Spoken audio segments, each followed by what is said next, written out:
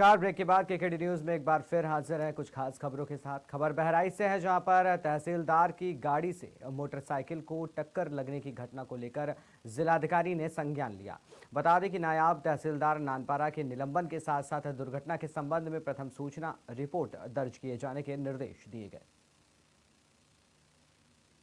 रामगांव क्षेत्र में जो एक बाइक की और गाड़ी की दुर्घटना की बात संज्ञान में आई थी, जो तहसीलदार साहब की गाड़ी थी, लेकिन उसमें नायब तहसीलदार सेंटर की चेकिंग करने के उपरांत जा रहे थे, तो ये चीज़ संज्ञान में आई कि वहाँ पर एक डेड बॉडी जो है वो गाड़ी के साथ में तहसील तक गई थी। और इसमें प्रथम दृष्टा नायब तहसीलदार, क्योंकि उनकी जानकारी में नहीं आया, तो उनके निलंबन की संस्तुति की गई है और इसके साथ साथ इस प्रकरण में एफआईआर दर्ज करने के भी निर्देश दिए गए। रामगांव क्षेत्र में जो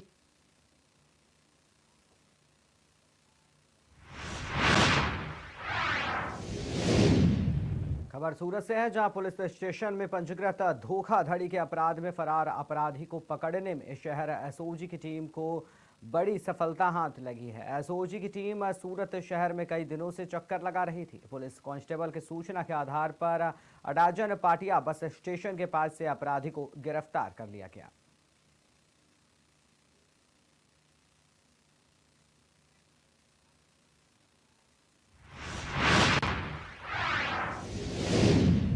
खबर कन्नौज से है, जहां कन्नौज पुलिस ने चोरी की एक बड़ी घटना का खुलासा किया है। आपको बता दें कि कन्नौज पुलिस ने सर्विलांस की मदद से जंगल से एक दर्जन मोटरसाइकिल बरामद कर आरोपी को गिरफ्तार कर लिया है। जनपद कन्नौज एसओजी एवं सर्विलांस टीम और थाना कोतवाली कन्नौज ने बहुत ही सराहनीय कार्य करते हुए एक बाइक चोर को गिरफ्तार किया है, जिसका नाम अमन पटेल है। इसके पास से चोरी की 11 बाइक बरामद की गई है। ये जो 11 बाइक्स है, इनके संबंध में थाना कन्नौज, तिरवा और इंदरगढ़ में मुकदमे पंजीकृत किए गए थे। इसके अतिरिक्त नोएडा के सेक्टर 39 और 24 में भी मुकदमे पंजीकृत है। इन 11 बाइक्स में से 3 बाइक्स नोएडा से चोरी की गई थी और बाकी सब जनपद कन्नौज में विभिन्न थानों में कन्नौज, तिरवा, इंदरगढ़ से चोरी किया गया था। इसके जो अन्य साथी हैं, अखिल पाल, मिलन शुक्ला, शैलेंद्र कटिया, ये सभी कन्नौज निवासी हैं, जिस समय फरार है। इनकी भी शीघ्र गिरफ्तारी सुनिश्चित की जाएगी। इसके पास से एक मोबाइल फोन और कुछ कैश भी बरामद किया गया। क्या कुछ बताया है इन्होंने कि कैसे करते थे चोरी, किस तरह से खोलते थे गाड़ियाँ? अभियुक्त ने पूछताछ में यह बताया है कि ये भीड़भाड़ वाले एरिया जहाँ पे नॉर्मली आदमी अपनी बाइक छोड़ के चले जाते हैं, जैसे हॉस्पिटल या बाजार में, तो वहाँ से ये बाइक्स को चुराते थे और ये सस्ते दामों में आसपास के क्षेत्र या जिलों में इसको बेच देते थे। सर, कितने आरोपी अभी तक फरार हैं इस पूरे मामले? इस प्रकरण में एक अभियुक्त अमन पटेल को गिरफ्तार किया गया है। इसके अन्य 3 साथी इस समय फरार हैं, जिनकी शीघ्र गिरफ्तारी सुनिश्चित की जाएगी। जनपद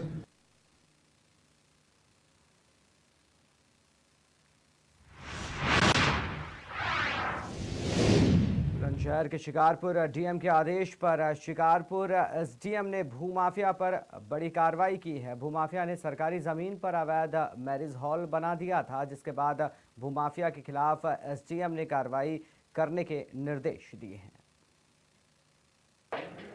सर, आपके द्वारा सेहत बैरी में भूमाफिया के द्वारा करीब 3 करोड़ की संपत्ति को कब्जाया गया है और उसमें आपके द्वारा कार्रवाई की है, तो किस तरह की कार्रवाई की है और संपत्ति को आपको कैसे पता पड़ा कि भूमाफिया के द्वारा कब्जाई गई है? देखिए, चूंकि आप सब समझ रहे हैं कि जल जीवन मिशन के तहत हर गांव में पानी टंकी लगाई जा रही है, उसी संबंध में सेहतपुर बैरी में भी हम लोगों ने एक जमीन दी थी 344 नंबर में। चूंकि वहाँ पे जब देखा गया, वहाँ पे कुछ लोग जो है बता रहे हैं कि भाई इसमें हमारी श्रेणी 6 की जमीन है, जो कि आधे हेक्टेयर की जमीन है, 0.5060 हेक्टेयर की है। क्योंकि बहुत कम होता है ऐसा कि आबादी जमीन इतनी बड़ी किसी जगह होती है। मौका देखा गया मेरे द्वारा और वहां पे देखा गया कि वहां पे वैसे कोई आबादी बनी नहीं है, सिर्फ एक मैरिज हॉल बना हुआ है। इसी की वजह से फिर हमने चेक कराया कि इतनी बड़ी आबादी गांव में जनरली नहीं होती है, आधे हेक्टेयर जमीन है ये। तो 1359 देखा गया, उसमें देखा गया कि कोई आबादी नहीं थी वहां पे उस जगह पे। पूरे गाँव में सेहतपुर बैरी में 5 घाटे जो थे आबादी के थे और उसके बाद चकबंदी हुई 1972-73 में, उसके बाद भी कोई नहीं थे, 5 ही आबादी घाटे थे। लेकिन उसके बाद जब खतौनी बनी 1975 में, उसमें अचानक से 5 की जगह पे 6 आबादी काटे आ गए। और ये जो आधे हेक्टेयर जमीन है इसको इन्होंने त्रुटिवश या गलती से या जानबूझ के जो भी उस टाइम कर्मचारी रहे होंगे, उन्होंने आधे हेक्टेयर जमीन को श्रेणी 6-2 की आबादी में डाल दिया था। और चूंकि ये अभिलेखित त्रुटि है और अभिलेख में गड़बड़ी हुई थी, इसी को 32 के तहत मेरे द्वारा सही कर दिया गया है और अब जो है वो जमीन बंजर की है, जिसपे सरसट की कार्रवाई की गई है। अच्छा सर, देखा जा रहा है तो अगर जिस तरह से सरकारी जमीन पर कब्जा किया गया था माफिया के द्वारा, तो कहीं ना कहीं इसमें आपके विभाग के कुछ लेखपालों का भी कहीं ना कहीं रोल हो सकता है। तो क्या जांच कराकर उन लेखपालों के खिलाफ भी कार्रवाई की जाएगी आपके द्वारा? क्योंकि ये प्रकरण जो है 1974-75 का है और उस समय पे जो कर्मचारी रहे होंगे उनका हम लोग जांच करवा रहे हैं अभी, लेकिन बहुत संभवतः चांसेस ये है कि बहुत पुराना मैटर है ये, लेकिन फिर भी हम उस पर कार्रवाई करवाएंगे। सर आपके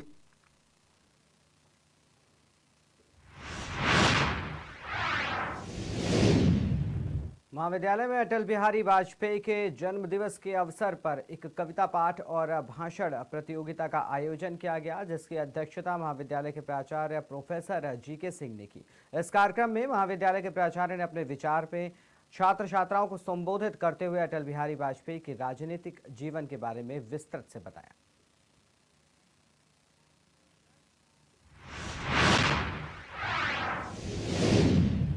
बांदा में नवविवाहिता ने ससुराली जनों पर दहेज उत्पीड़न का आरोप लगाया है। महिला ने एसपी से शिकायत की है। महिला की शादी 2023 में हुई थी। शादी के 8 दिन बाद से ही दहेज की फरमाइश ससुराल के लोग करने लगे, जिसके बाद महिला अपने मायके में रहने लगी थी। बांदा एसपी ने पीड़ित महिला और पिता से न्याय की फरियाद लगाई है।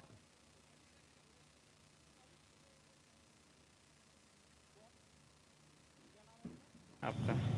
मेरा नाम रामदयाल वर्मा। कहाँ से हो?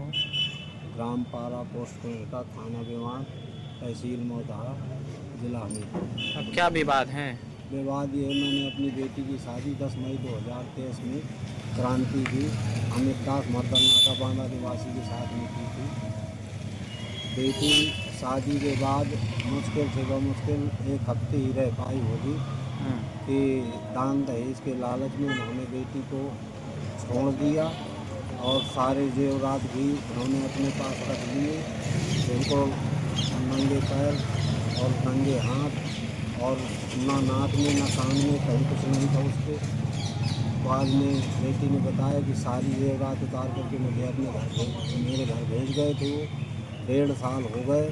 कई मरतबा बातचीत भी सामाजिक स्तर पर की गई, लेकिन किसी भी हद की कोई बात मानने के लिए किसी की तैयार नहीं है। क्या कह रहे हैं वो लोग? वो बस मात्र उनका एक एम यही है। मध्यस्थ के द्वारा भी हमें बात सामने आई कि आप दहेज में कुछ नहीं दिया है और जब तक दहेज नहीं मिलेगी, बोलेरो गाड़ी नहीं मिलेगी, क्योंकि आप प्रधान रहे तब तक आप लेने नहीं आएंगे। कप्तान साहब के यहाँ गए थे? क्या हुआ? कप्तान साहब के पास गए थे तो उन्होंने परिवार परामर्श केंद्र के लिए बोले कि 1 हफ्ते का समय है आपके पास, वहाँ पे आपको बुलाया जाएगा। वहाँ पे उनको भी बुलाया जाएगा। फिर अगर नहीं आते हैं, वो नहीं मानते, तो सीधा मुकदमा लिखवाया जाएगा। ये बात। ठीक। आपका? मेरा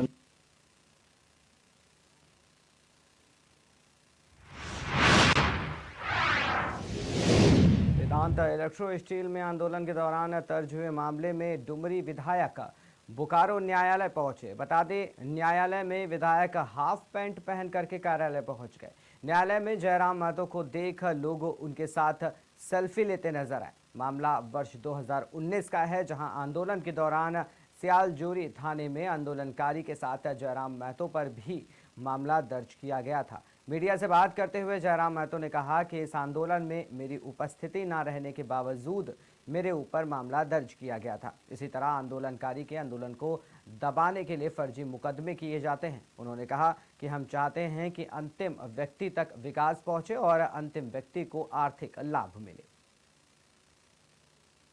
नहीं, एक्चुअली उसमें हमारा कोई रोल नहीं है। सियालजोरी में रैयत धरना प्रदर्शन किए थे और चूंकि हमारा संगठन के लड़के थे और हमारा नाम भी दे दिया गया, हालांकि हम उस दिनों क्षेत्र में ही नहीं थे।